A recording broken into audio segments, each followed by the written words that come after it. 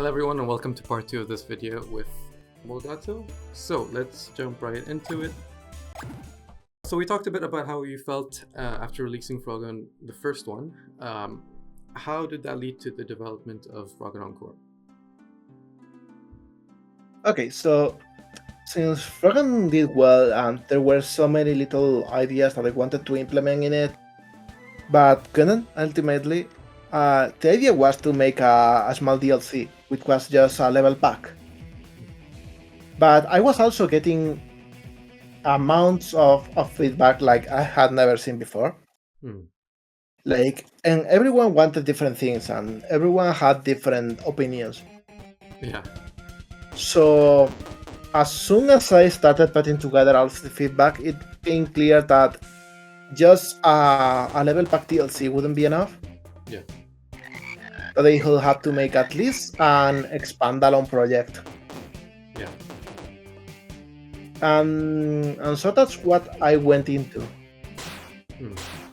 And you can see that Frogun Encore used the same engine and the same code for a lot of things. Yeah. But also a lot of other things are reworked entirely. Like even subtle things like how the latching of the Frogun works is different. And that's one of the things I like about like PS1, PS2 era sequels. Like for example, you mentioned Crash Bandicoot 1 and 2 in the previous video. Like they are still within the same engine, but you get a lot of changes. And I think honestly, with how the AAA industry is going, I think that's one of the great things about indie games is you get more more games within a short period of time. You're not gonna have to wait an entire generation for the sequel to Frogun. So I think that was a good decision. But so the plan was always to release something related to Frogun after the first one. Yeah, I want to add something more to it because as big of a game Frogun is in terms of content, because it's way bigger than I expected at first. Even so, there were things that I couldn't fit in. Yeah. Because they would just bloat the game or didn't mesh well with others. Or I simply didn't think of them until it was too late to make them mesh with the designs of the game. Yeah. So yeah, like this was like a good opportunity to revisit the whole idea and make something that is similar but has its own flavor. Yeah, so why'd you go for the title Encore? Because I'll admit, when I first saw the trailer, I wasn't sure if it was a sequel or a DLC or what. Why'd you go for Encore and not just directly Frogun 2? Well, to be honest, I regret going with Encore. But that comes from the initial bit of development, when at first it was going to be a DLC, then it was going to be an expandalone, but it was going to be just way smaller. And so since the idea is somewhere in the middle of all of those different fields, the name also ended up being in the middle of all of that. Yeah. It's like a Frogun 1.5 basically. Yeah, kinda. It's mostly like Frogun 2, but it's half as long as it could have been. And what was the decision? What was the reason behind that? Because I just finished this game like a week or two ago, and I really appreciated the length because, I like when games leave you wanting more instead of going on for too long. So what was the decision behind that? Well, actually, I got as feedback that from the first game that some people were enjoying it right until the fourth world. So I thought, okay, maybe the stretch goals were a good Kickstarter decision, but a bad game design decision. Yeah. So I wanted to go more focused on Encore, and I think the game is better for it. Because I could have made it longer, I could have made more levels, but they wouldn't be as good. Yeah. It's a tight experience. Yeah, I just tried to keep only the good bits. And what about the other parts? I'm gonna adjust the sound. What about the other parts of the changes that you made? Like we can go through them individually, I guess. But like you added you increased the speed of the main character Renata and you added double jump. What was the reason? Like, why'd you go from what it was previously to adding that? Well, in general, the game Frogun is a bit of a slow game, and it's because mostly it's half platformer, half puzzle game. Yeah. But during the development of Frogun, I discovered that I'm just way better at making platformers than puzzles. Okay. So I tried to focus a little bit more on the platforming side rather than the puzzle side of the game. Yeah.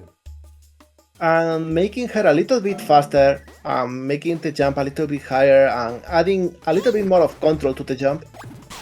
I think that helps the platformer to be less frustrating.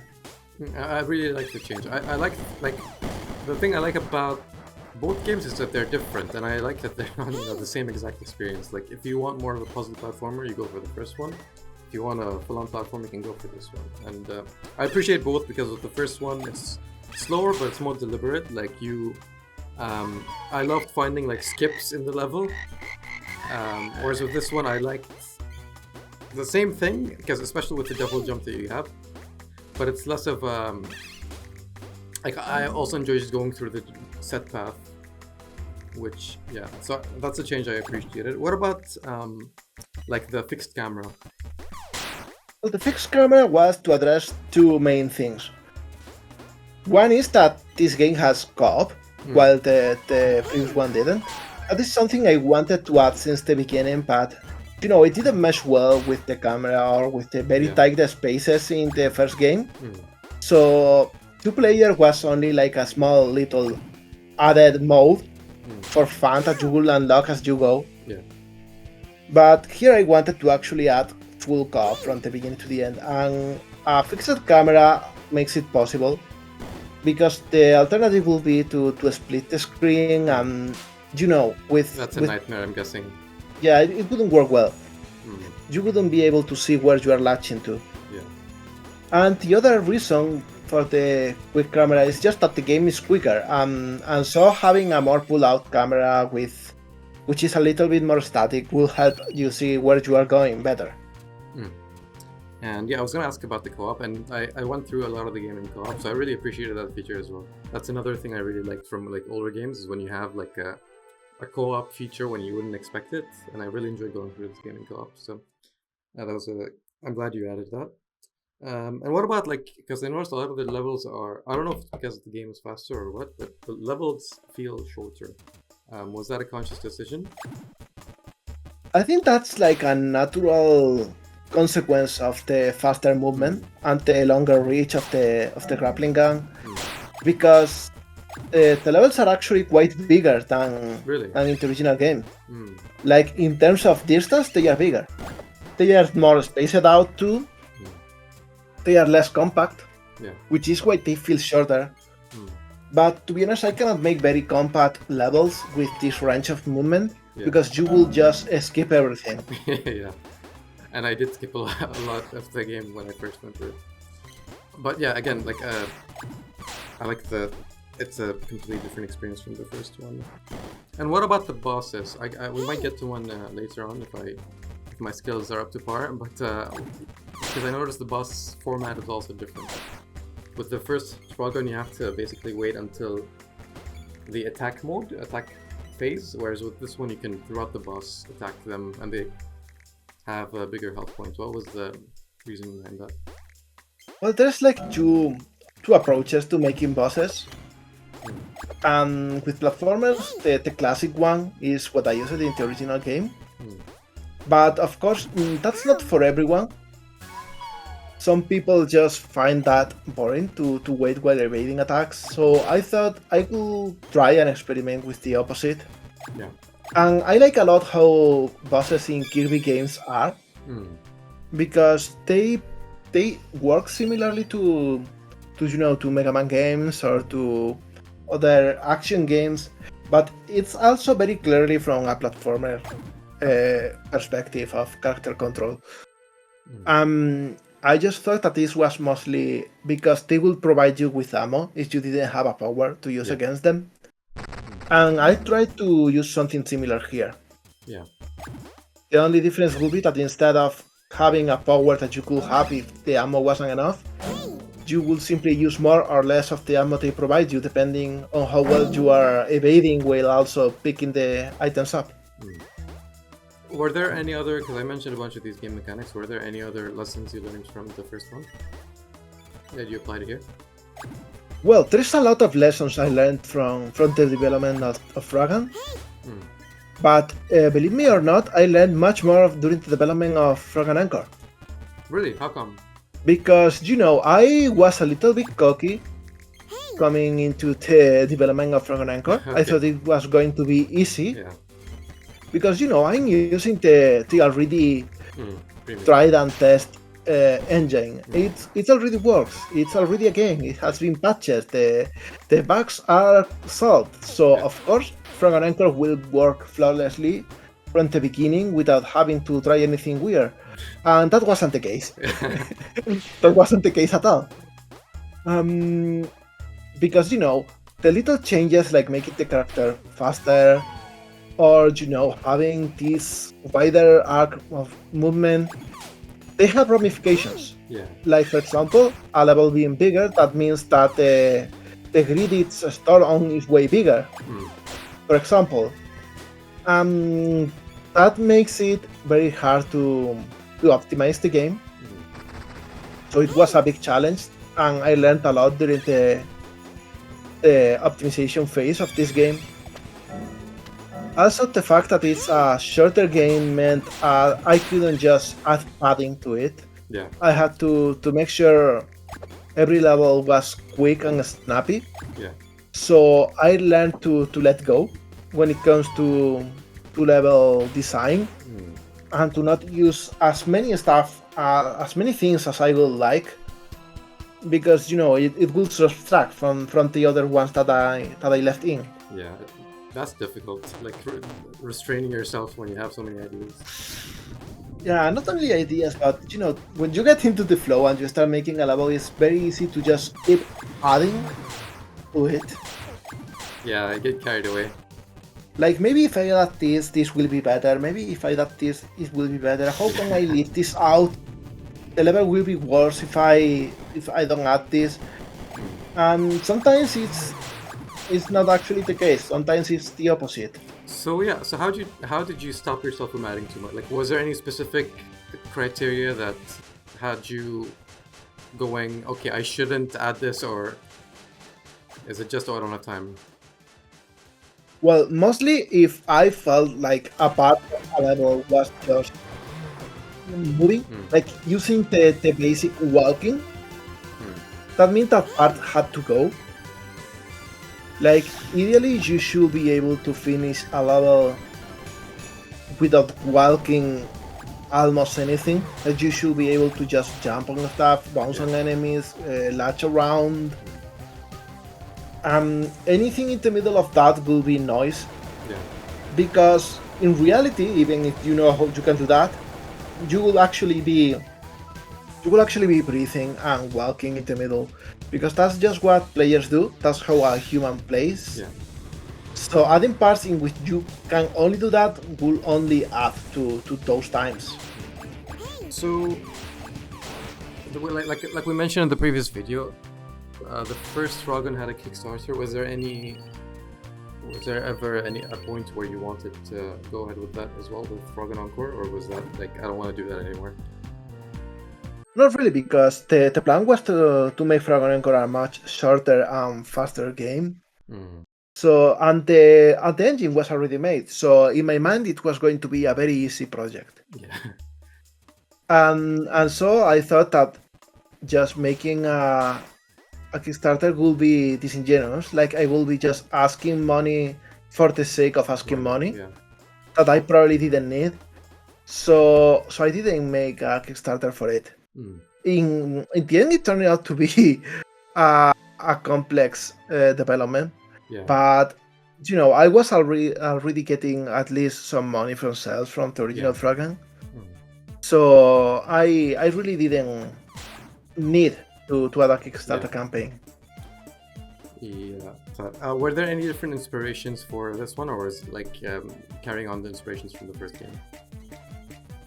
At most, it's current inspiration from the first game, but also wanted to feel it like a PlayStation 1 sequel. Because I don't know how to put it in words, but when you got a sequel in the PlayStation 1 era, you will get a game that felt familiar, but also will be a little bit off. And once you get used to it, like you wouldn't go back to the first one, but at first it will feel like an alternate reality. And that happened, for example, with Spyro. The first game is very interesting, and the second one is probably even better, but it's also very different in a lot of ways. Like it uses a lot of missions, it has a lot more dialogue, and the collectibles are different. The feeling of the levels is different, and I wanted that same feeling of this is not exactly the same. So I really look into games that did that to me in my brain when I was a kid playing them, and try to do the same. So how do you balance that? How do you balance making a sequel? How do you balance keeping it like changing enough things without changing too much, where fans of the first one aren't alienated by it? I will maybe try to look smart here and say it was like a challenge that I very deliberately tackle in a specific way, but the reality is that this is kind of a natural thing. Like I am already using the same design and the same code for the core of the game, so it will be familiar no matter what I do. And I am introducing changes to improve it as much as I can, so it will probably, hopefully, feel better. So even if someone likes the original, they wouldn't have problems with the changes because they are to improve the game. And then it comes another layer with this that, you cannot please everyone, and some people are going to be pissed no matter what. Did you get any threats from this one, from the game? Not really. Okay. I think that comes with the fact that it didn't do as well as the first game. It didn't. Why do you think that's the case? Yeah, it's because it looks very similar. And so a lot of people didn't register it as a new game. While other people just simply didn't get interested or invested into it because they already had seen something similar. So it wasn't as shiny as other projects out there. Yeah. So how did that? Because we talked about how you felt after releasing the first Frogun, and that there was constant chatter and positive feedback as well. How did it feel releasing this one, a sequel? Like, were you expecting before releasing it for it to be something as successful as the first one? I roughly had an idea and an estimate of how well it could do. That was like, okay, this is a sequel, this is smaller, so it will probably sell about half as much as the first one. It ended up selling way less than that. I am comfortable talking about it now, but back in the day, it was a major source of frustration and self-doubt. Because, well, let's be fair, here a lot of things have changed in these last few years. The world seems to be turning even faster every day. And the things that worked 5 years ago don't work anymore. The bar has also been rising a lot. Like, some indie games that are releasing nowadays look so polished, they have so much content, and they have such a strong team behind them. That just making a little project that has a good idea behind it is not a guarantee anymore. You cannot just make a game out of good feelings anymore. Sadly, the amount of work and investment and sacrifice you need to make for a game to be successful is way higher now than just 5 years ago. So, but I think that's one of the good things about because in my opinion, the AAA scene is not. It's been a bit weird the past few years, but that's one of the good things about indie games is you get indie games of all sizes. You get something like this, and you also get something like I can't think of any huge indie game off the top of my head, but you get all shapes and sizes. The montage right now, it's amazing. and it's insanely polished. Like I will be completely honest. I am studying the demo. I am playing it with a notepad. Yeah. Because it's just so good. There is so much to learn from it. No, I played through it and I just get so annoyed because I'm like, this is gonna change the way I look at other games, other indie games. Yeah. Yeah. But also, I would like to add something to this because I think it's important. One of the many things I learned during the development of Frogun Encore, that, as I said before, I learned a whole lot more here than with the original Frogun. One of the things I learned is that our view of reality is very, very much warped in a lot of ways. And when it comes to development of indie games, is incredibly warped by social media. We see only the successful games. Yeah. If a game is not doing well, we don't see it struggle, we simply don't see it. Yeah. That is the sad reality. Yeah. So we can only compare ourselves with those that are doing well. Yeah.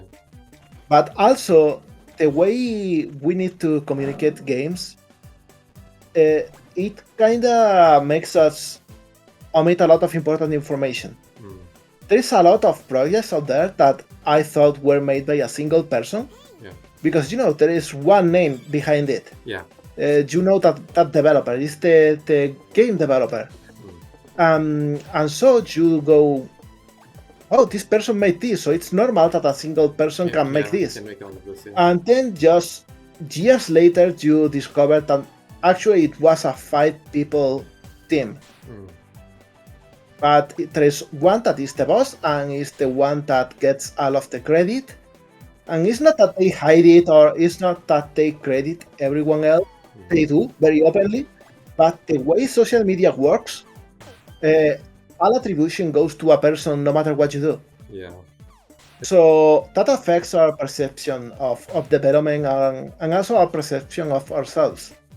Yeah, it's the same thing as social media, like where you only see people's highlights and you're comparing your life to that. It's the same thing with games, right? You only see the top of the top and you only see the face that's presenting it. Like with Death Stranding or something, you only think of Hideo Kojima, where there's probably hundreds of people working on that. So yeah. Definitely, like it's not only a lot of people, but also a lot of resources. And on a different context, we cannot not only we cannot compare ourselves to other devs that are different, but also we are not in the same situation. Yeah. Some devs have more experience than others, some have more resources, some come from a different background, some got famous by doing something different than game dev and then started from it having to pivot. It's never the same case. Yeah. And I think that's the case with art in general. Like it's like everyone has a different experience. Like some people, like I mentioned in the previous video, where some people are born in the country with a game dev scene, some people are not. Some people, go to a game dev school, some people don't. Like everyone has a different journey. Like in my previous video, I talked to Peter Lance from Castle on the Coast, and he talked about how his journey into game dev with Castle on the Coast was an ad agency. So yeah, everyone has a different story basically, and I think we need to keep that in mind when we go through indie games. So yeah, we talked a bit about you learning more through this game versus the first one. Like, what other differences are there from developing a sequel versus developing the first game? I don't think it's necessarily because it's a sequel, but I learned, for starters, that sequels are very tricky. Not because you see a very famous game make sequels, that means you can make a sequel out of any game and it will do well. Yeah. Sometimes it's better to leave it at one game and jump straight into something different. But also, I learned that you cannot count on work that is already done. You cannot just say, I already have an engine or I already have a following. You have to go all out all the time. Yeah. Because, people will see anything else as a complete failure from you to deliver anything. You have to do your best work and pray that's enough, and then keep doing your best. Hoping that, that you are escalating as fast as the bar is being raised. Mm.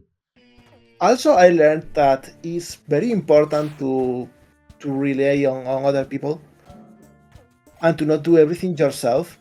Yeah. Because just as I mentioned that we are now in an endless escalade, Yeah. that is not something you can do alone. Yeah. That's why learning that those projects I was looking up to and thought it was just a very talented and hardworking person were actually a team. Yeah. That opened my eyes to I don't have to make everything as alone as I was trying to.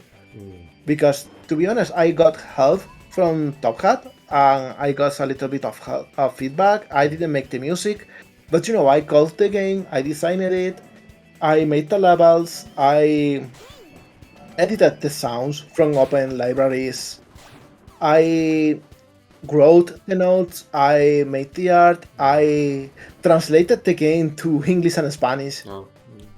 So at the end of the day, there is so much you can do before burning out. Yeah. And not only before burning out, because that's already another big question, but before you reach a ceiling, you cannot do better and better just on your own.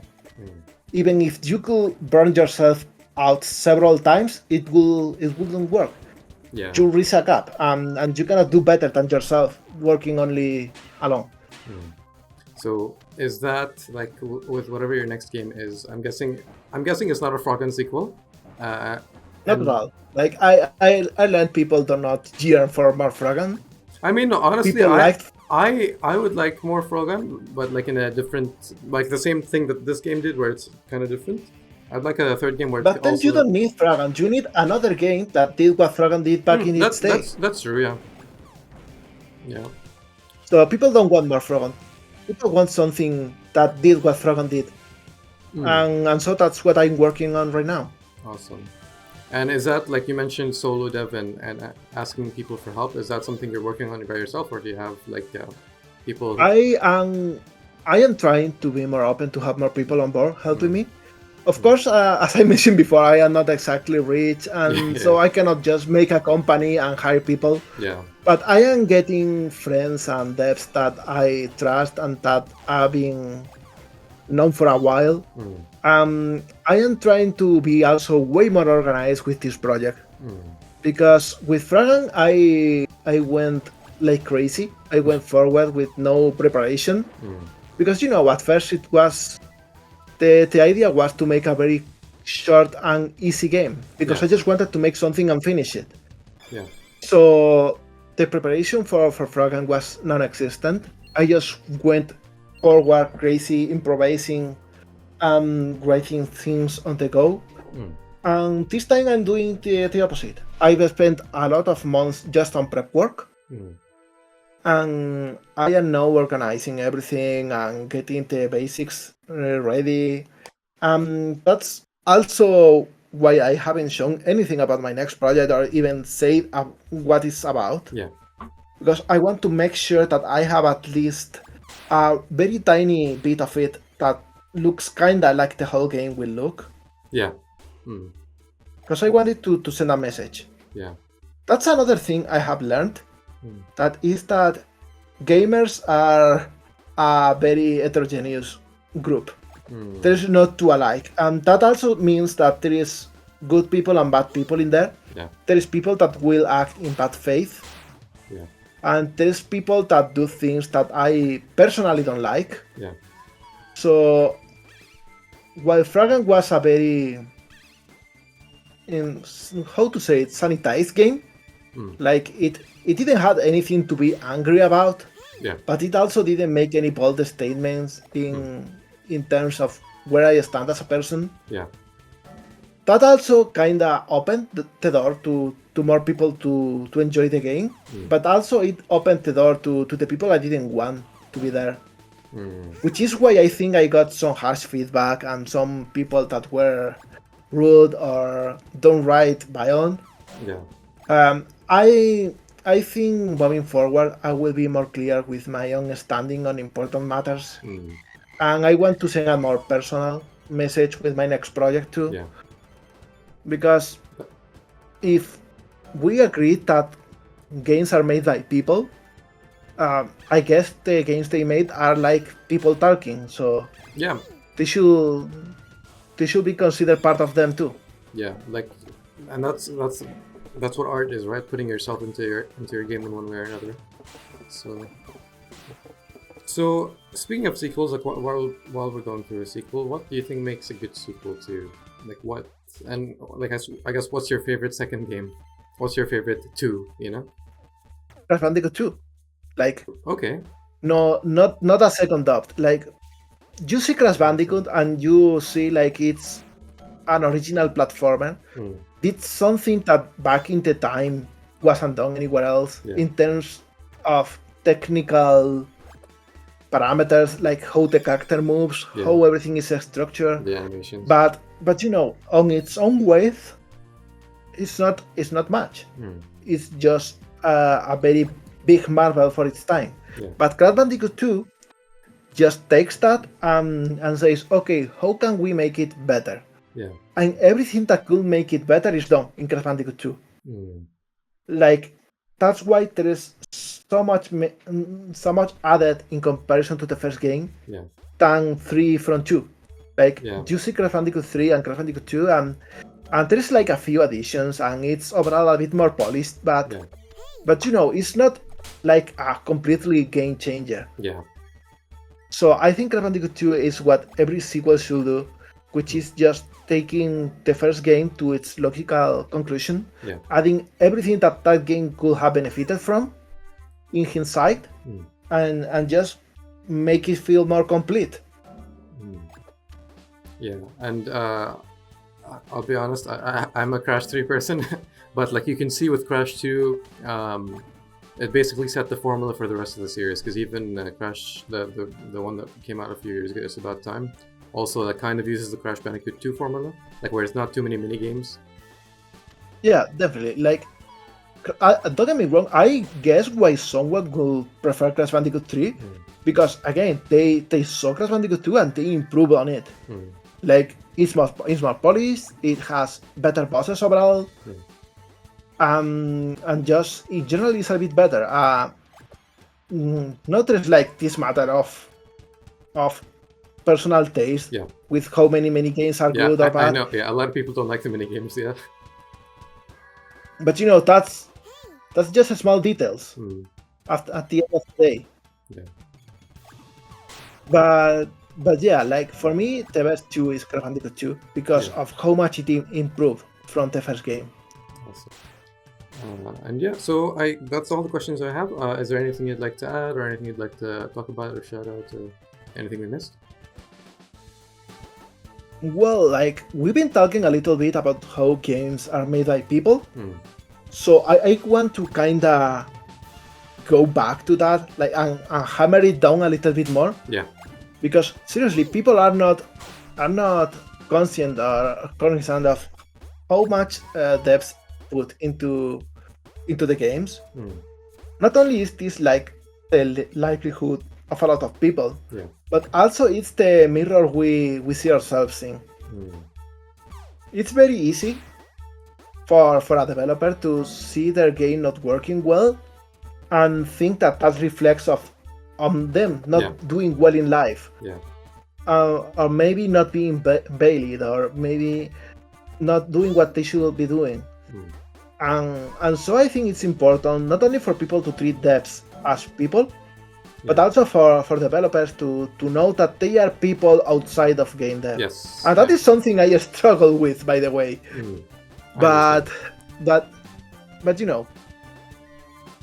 Yeah, definitely. I understand that. Like, I think that's maybe some sort of like a capitalistic thing where like your value you feel like is based on, not you, but in general, because I feel the same with my work as well. Like, I feel like my value is based on what I put out into the world. But you, I think, like in general, as a human being, your value is more than just your work. It's who you are. So yeah, definitely agreed.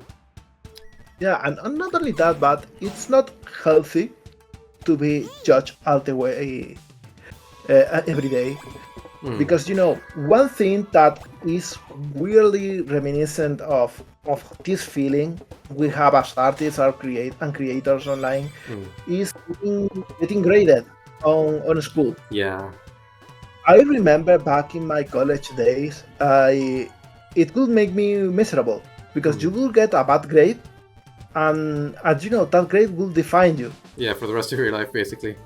Yeah, that grade will say how smart or stupid you were. You got a 5, you are.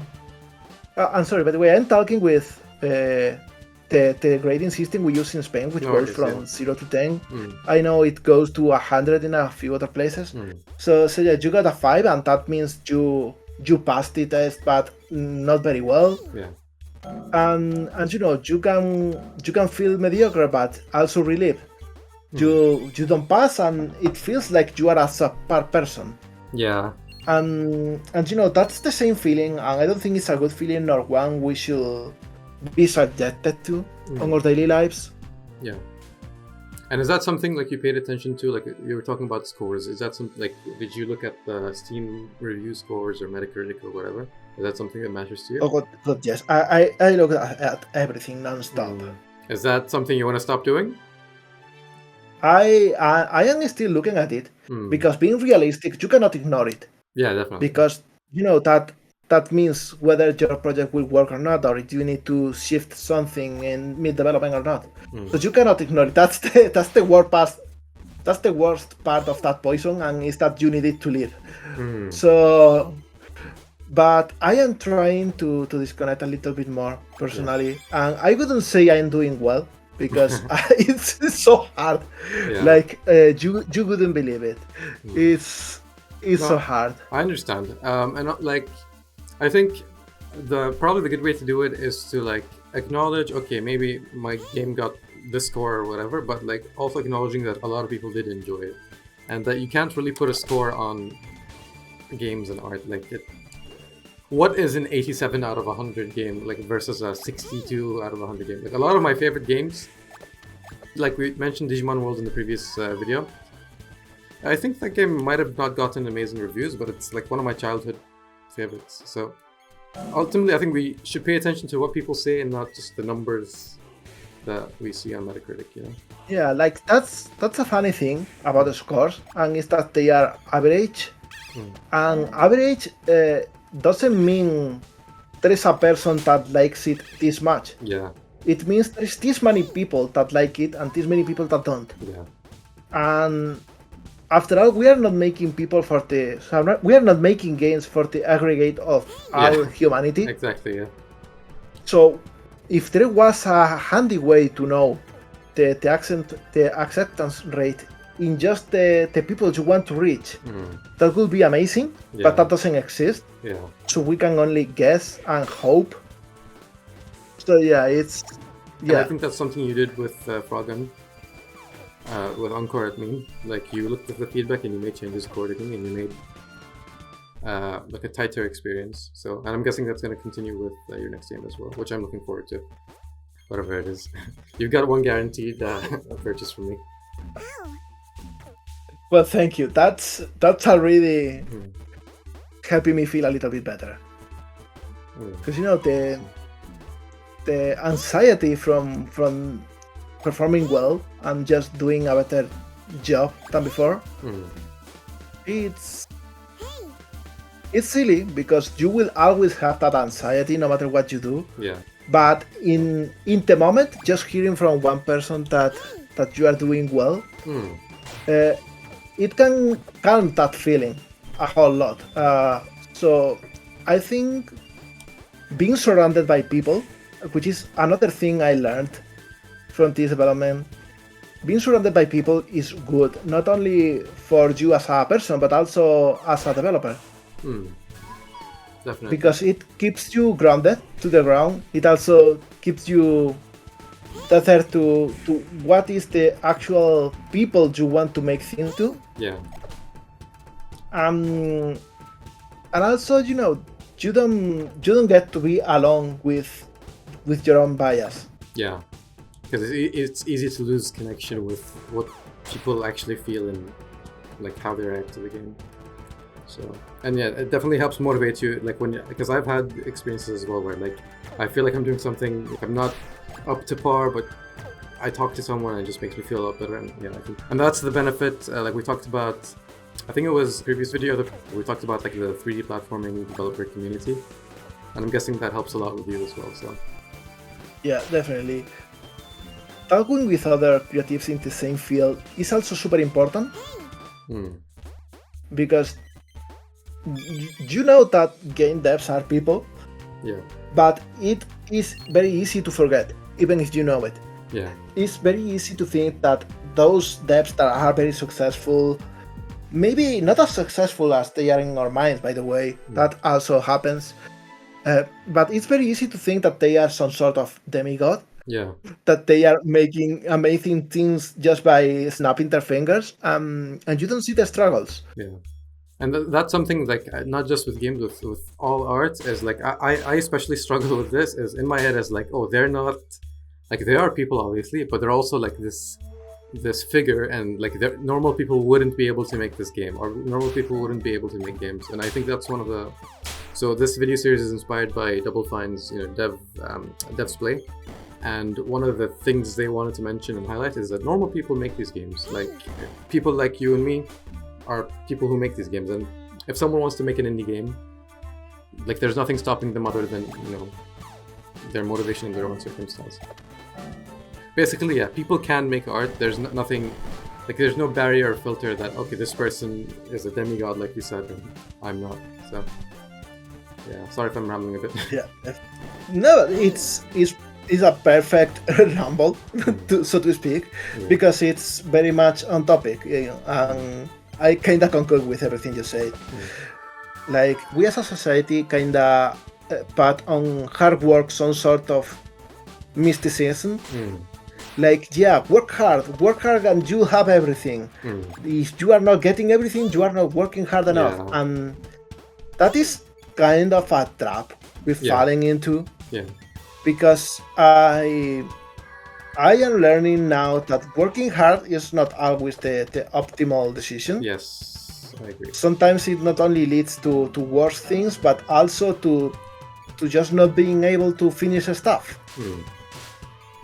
We have to recognize that sometimes it's up to the context and it's up to the circumstance too.